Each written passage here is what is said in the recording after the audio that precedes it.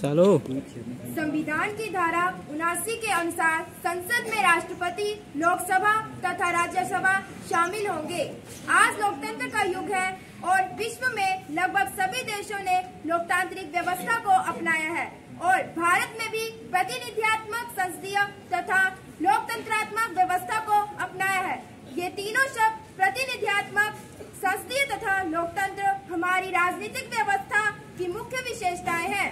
लोकतंत्र को Abraham Lincoln के शब्दों में काफी अच्छी तरह समझा जा सकता है। Democracy is the government of the people, for the people and by the people. अर्थात लोकतंत्र लोगों के लिए और लोगों द्वारा बनाया गया शासन होता है। इन्हीं शब्दों को हमारे संविधान के द्वारा स्वरूप प्रदान किया गया है। हमारी संविधान की प्रस्तावना में लिखा गया है कि हम भारत के लोग इस संविधान को स्वीकार, अधिनियमित और आत्मसमर्पित करते हैं। संविधान लोगों की प्रभुसत्ता की आवाज तथा आईना है। इससे कोई भी व्यक्ति अछूता नहीं रह सकता, क्योंकि हम सब भी इस व्यवस्था का अंग है और आगे चलकर हम में से ही कोई इस व्यवस्था का संचालन करेगा। तो हमारे लिए यह जानना जरूरी हो जाता है कि संसदीय व्यवस्था का संचालन किस तरह से करना है। युवा संसद का उद्देश्य भी यही है, लोकतंत्र की जड़ों को मजबूत करना तथा संसदीय व्यवस्था कैसे कार्य करती है इसके बारे में विद्यार्थियों को जानकारी देना। अब मैं प्रधानाचार्य महोदय से इस कार्यक्रम को शुरू करने की इजाजत चाहती हूँ।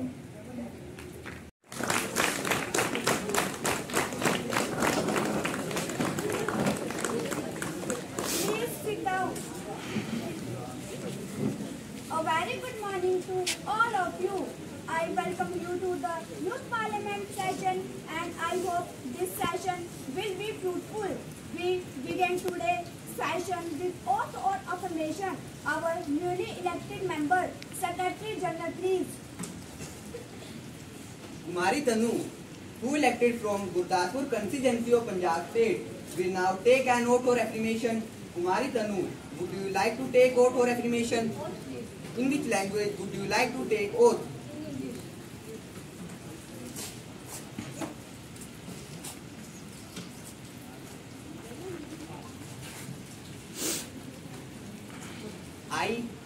I, Tanu, having been elected member of Lower House of Youth Parliament, do you swear in the name of God, I will bear true faith and allegiance to the Constitution of India as very law established, and that I will uphold the sovereignty and integrity of India, and that I will faithfully discharge the duty upon which I am about to enter.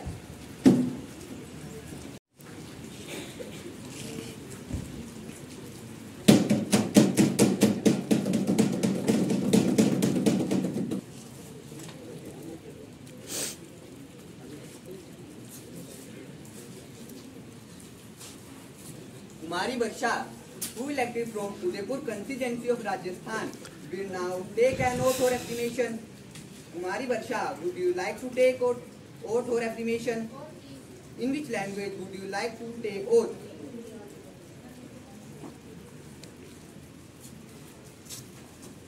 मैं वर्षा जो युवा संसद की लोकसभा की सदस्य निर्वाचित हुई हूँ, ईश्वर की शपथ लेती हूँ विधि द्वारा स्थापित भारत के संविधान के प्रति श्रद्धा और निष्ठा रखूंगी, देश की प्रभुसत्ता और एकता को बनाए रखूंगी तथा जिस पद को मैं ग्रहण करने वाली हूँ उसके कर्तव्यों का ध्यानपूर्वक निर्वहन करूंगी।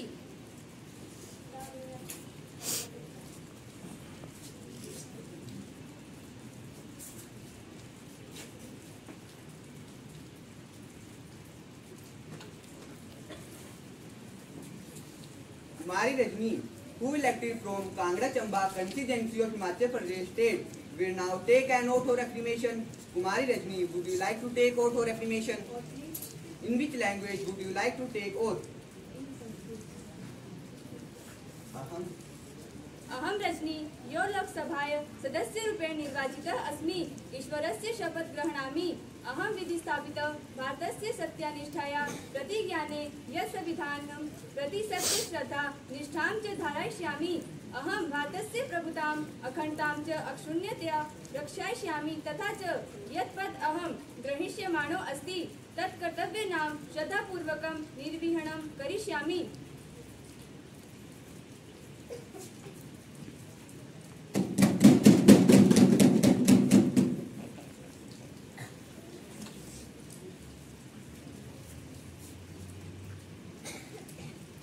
माननीय सदस्यगण, क्योंकि आज हम 2 महीने के बाद मिल रहे हैं, मेरा यह दुखद कर्तव्य है कि मैं आपको श्री राम स्वरूप जी के निधन के बारे में सूचना दूं। वे बहुत ही सरल व्यक्ति थे।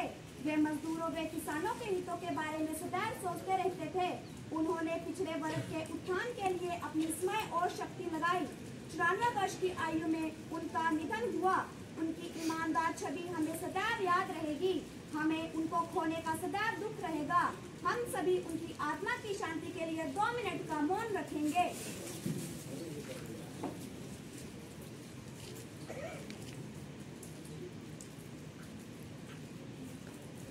Please sit down. मैं भी स्वर्गीय श्री राम स्वरूप शर्मा के आकस्मिक निधन पर शोक व्यक्त करती हूँ। राम स्वरूप जी बहुत ही अच्छे नेता, दिवंगत आत्मा शांति के लिए प्रार्थना करती हूँ। वो शोक परिवार के लिए अपनी प्रेरणा व्यक्त करती हूँ। विपक्ष द्वारा भी श्री राम स्वरूप जी के निधन पर अपनी संवेदना व्यक्त की जाए।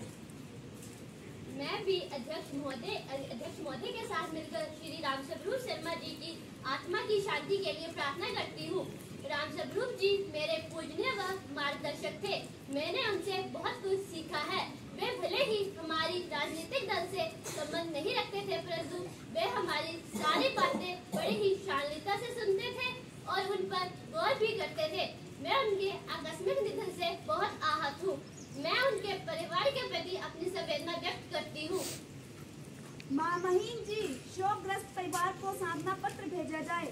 अध्यक्ष महोदय, भेज दिया गया है। प्रधानमंत्री जी, नए मंत्रियों का परिचय करवाएं। धन्यवाद अध्यक्ष महोदय। मैं आपके माध्यम से मंत्रिमंडल के नए सदस्यों का सदन में परिचय करवाता हूं। सबसे पहले मिस तन्नू, गुरदासपुर संसदीय क्षेत्र पंजाब, कृषि मंत्री। उसके बाद मिस वर्षा, पर्यटन राज्य मंत्री, स्वतंत्र प्रभार। उसके बाद कुमारी रजनी, कांगड़ा चंबा हिमाचल प्रदेश से, जो कि लोकसभा हिमाचल प्रदेश से निर्वाचित हुई हैं, उद्योग मंत्री। धन्यवाद। आज के सदन की कार्यवाही शुरू की जाती है। महासचिव जी, आज का एजेंडा उपलब्ध करवाया जाए। अध्यक्ष महोदय, एजेंडा उपलब्ध कराया जा रहा है।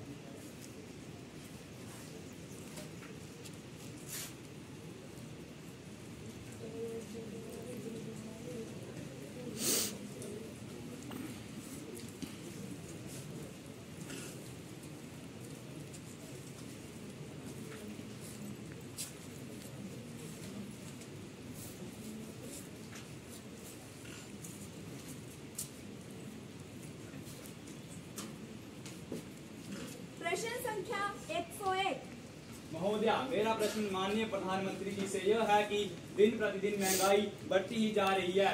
एलपीजी सिलेंडर की कीमतें, पेट्रोलियम खाद्य पदार्थों की कीमतें आसमान छू रही हैं। आपकी सरकार इस विषय पर मौन क्यों है? कोई कदम क्यों नहीं उठा रही? सत्ता पक्ष से प्रधानमंत्री जी। धन्यवाद महोदय। नेता प्रतिपक्ष द्वारा कि सरकार महंगाई को रोकने के लिए क्या कर रही है, तो मैं आपको यह बताना चाहूंगा कि हमारी सरकार अपना पूरा प्रयास कर रही है। सरकार सख्त से सख्त कार्यवाही कर रही है जिससे महंगाई को रोका जा सके। रही बात खाद्य पदार्थ की, तो हमारी सरकार बीडीएस प्रणाली द्वारा प्रत्येक राशन कार्ड धारक को सस्ते दामों में उच्च गुणवत्ता वाला राशन मुहैया करवाती है। हमारी सरकार गरीबी, बेरोजगारी और महंगाई के प्रति वचनबद्ध है। मुझे आशा है महोदय, विपक्ष मेरे द्वारा दिए गए उत्तर से अवश्य ही सहमत होंगे। महोदय, इसकी क्या गारंटी है कि बीडीएस प्रणाली द्वारा दिया जाने वाला राशन उच्च गुणवत्ता वाला है? उचित मूल्य की दुकानों पर तेल एवं खाद्य पदार्थों के सैंपल फेल हो रहे हैं।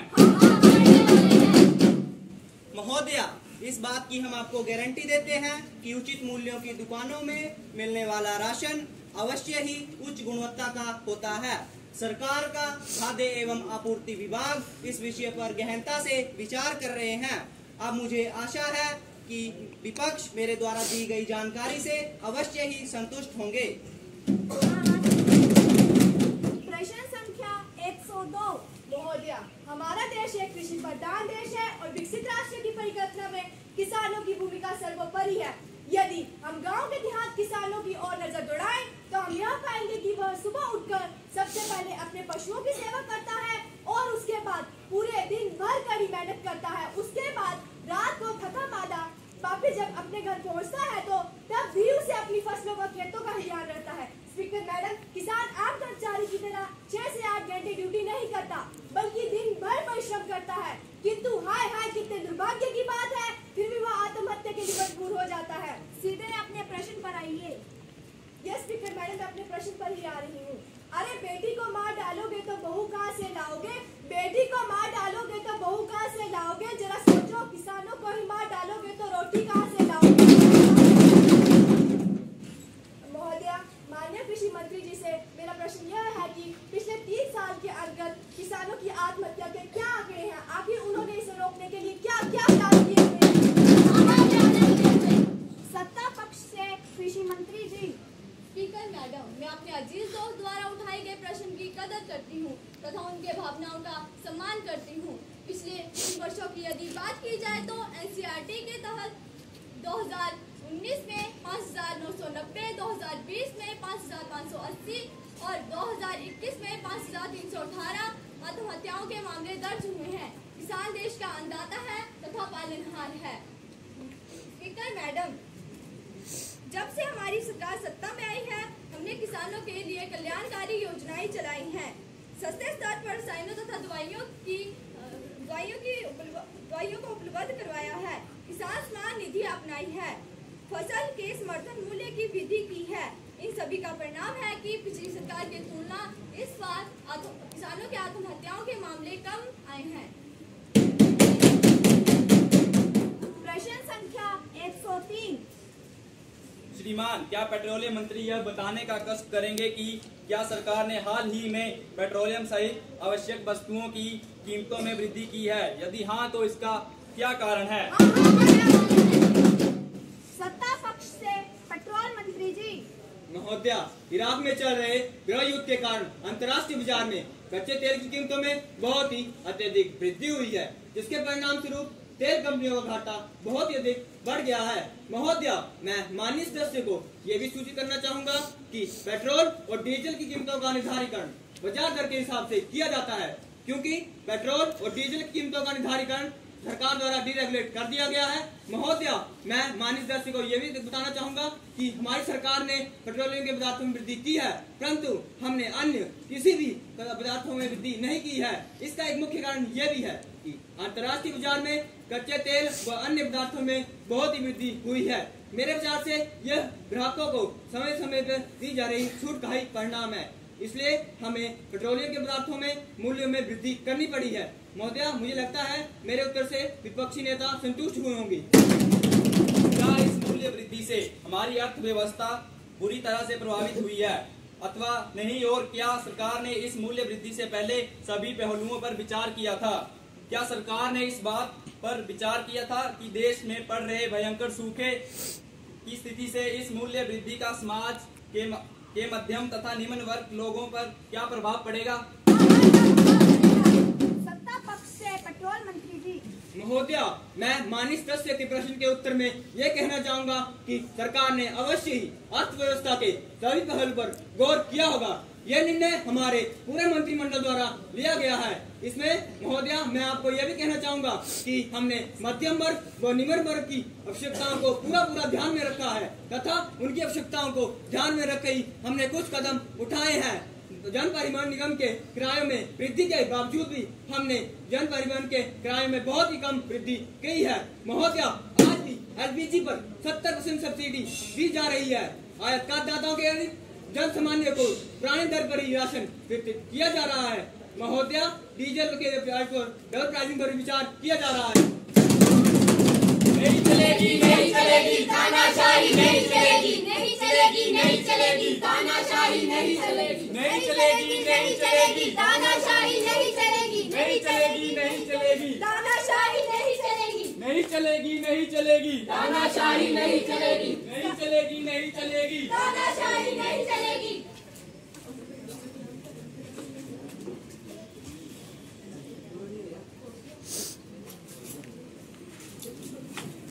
प्रश्न संख्या 104।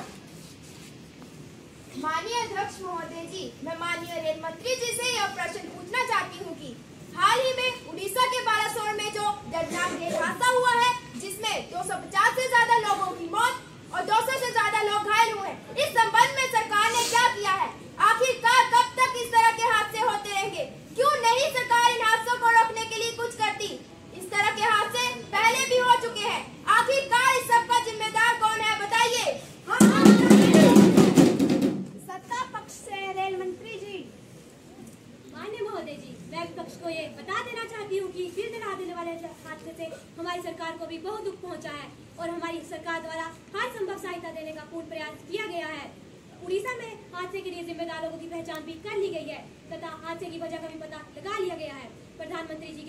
प्रधानमंत्री जी स्वयं घटनास्थल पर जाके वहाँ का जायजा भी लिया है और हमारी सरकार द्वारा मृतकों के परिवारों को 12-12 लाख और घायलों के परिवारों को 50-50 हजार रुपए देने का मुआवजा भी किया गया है और भविष्य में ऐसी घटना न घटे, इसके लिए हमारी सरकार तकनीकी रूपों से प्रयासरत है। धन्यवाद। प्रश्न संख्या 105। माननीय अध्यक्ष महोदया, आज देश के कई हिस्सों में नई पेंशन योजना के स्थान पर ओल्ड पेंशन योजना की मांग सभी कर्मचारी संगठनों द्वारा की जा रही है, परंतु कुछ प्रदेशों में इसे लागू भी किया जा चुका है। लेकिन मैं आपके माध्यम से माननीय मंत्री मोदी जी से यह जानना चाहता हूं कि क्या वर्तमान सरकार नई पेंशन योजना के स्थान पर ओल्ड पेंशन योजना को लागू करने में आपके क्या विचार है? कृपया सदन को जानकारी प्रदान करें। सत्ता पक्ष से फाइनेंस मिनिस्टर। माननीय महोदया, मैं आपके माध्यम से इस सदन को अवगत कराना चाहूंगी कि सरकार एक विकासोन्मुखी है। सरकार द्वारा शुरू की गई नेशनल पेंशन सिस्टम योजना कर्मचारियों के हितों में है।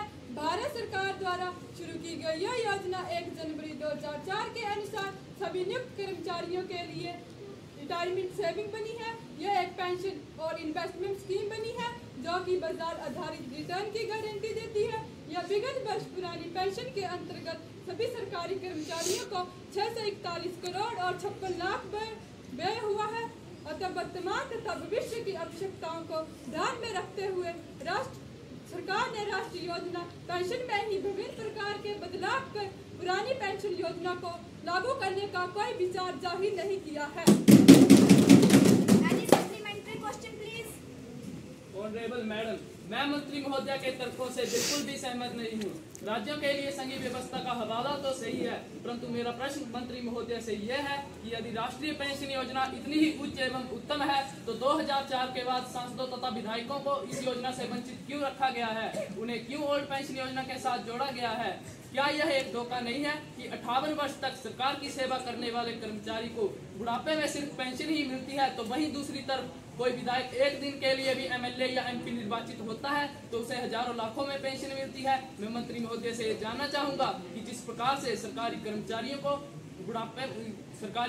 को पेंशन के लिए कुछ पात्रताएं निर्धारित की गई हैं, क्या उसी प्रकार से सांसदों को भी कुछ पात्रताएं निर्धारित करने का प्रस्ताव है? यदि हाँ, तो इस सदन को जानकारी प्रदान करने की। सत्ता पक्ष से फाइनेंस मिनिस्टर। माननीय अध्यक्ष महोदया, मैं अनुपूरक उत्तर के लिए इजाजत चाहूंगी। Permission granted. माननीय अध्यक्ष महोदया, किसी भी देश के कर्मचारी सरकार पर प्रशासन की नींव होते हैं, अतः कोई भी सरकार उनका असंतोष नहीं चाहेगी। जहाँ तक एक विधायन और एक पेंशन की बात है तो यह व्यवहारिक है। भारत एक संघीय व्यवस्था वाला देश है। राज्य अपने नियंत्रण में सभी नियुक्त कर्मचारियों को अपने नियमानुसार सुविधा देने के लिए स्वतंत्र मानी जाएगी। ऑनरेबल स्पीकर मैडम, मैं अपने साथी द्वारा उठाए गए इस प्रश्न के जवाब में कहना चाहूंगी। संसद सदस्य वेतन भत्ता अधिनियम 1954 के तहत समय समय पर गरिमा सदन में पारित अपने विधायकों में अपने विपक्ष पूर्ण सहमति व्यक्त की है। संसद किसी भी कानून का निर्माण व लागू करने के लिए पूर्ण अधिकृत माना जाता है। कानून से ऊपर कोई भी विधायक संसद अपनी इच्छा के अनुसार वेतन व भत्ते को बच्चों को जनहित या समाज सेवा के लिए त्याग सकता है। अतः इस सदन में इसके उदाहरण पर भरे पड़े हैं। धन्यवाद। प्रश्न संख्या 106। महोदया जी, मैं माननीय प्रधानमंत्री जी से यह पूछना चाहता हूं कि हमारे देश के युवा बेरोजगारी जैसी समस्या से जूझ रहे हैं तथा महिलाएं सुरक्षित नहीं हैं, किसान परेशान हैं। आपने सत्ता में आने से पहले इन सबको प्रमुख मुद्दा बनाया था। अब आप इन समस्याओं को दूर करने के लिए क्या कर रहे हैं? क्योंकि आप और आपके मंत्री निरंतर भ्रमण करते, माला बांधते और रिबन काटते ही दिखते हैं। ऐसे में आप इन समस्याओं को कैसे दूर करेंगे? माननीय प्रधानमंत्री जी, जवाब दें। सत्ता पक्ष से प्रधानमंत्री जी। माननीय अध्यक्ष महोदय, मैं आपके माध्यम से विपक्ष नेता को यह बताना चाहूंगा कि हमारी सरकार बेरोजगारी जैसी समस्या से जूझ रहे युवाओं के साथ खड़ी है और उनके लिए स्वरोजगार जैसी चीजों पर काम कर रही है और साथ ही महिलाओं और बेटियों को शिक्षा के माध्यम से जागरूक कर रही है, जिससे वह अपने अधिकार को जाने और उसके लिए लड़ सके। महिलाओं को आत्मनिर्भर बनाने के उद्देश्य से हमारी सरकार उन्हें स्व सहायता समूह से जोड़ रही है। हमारी सरकार महिलाओं को उनका हक व न्याय दिलाने का काम कर रही है। दुष्कर्म और अत्याचारियों के खिलाफ सख्त से सख्त कार्यवाही की जाएगी और जिन किसानों की ये बात कर रहे हैं वो तो सिर्फ इनकी बातों से ही परेशान है।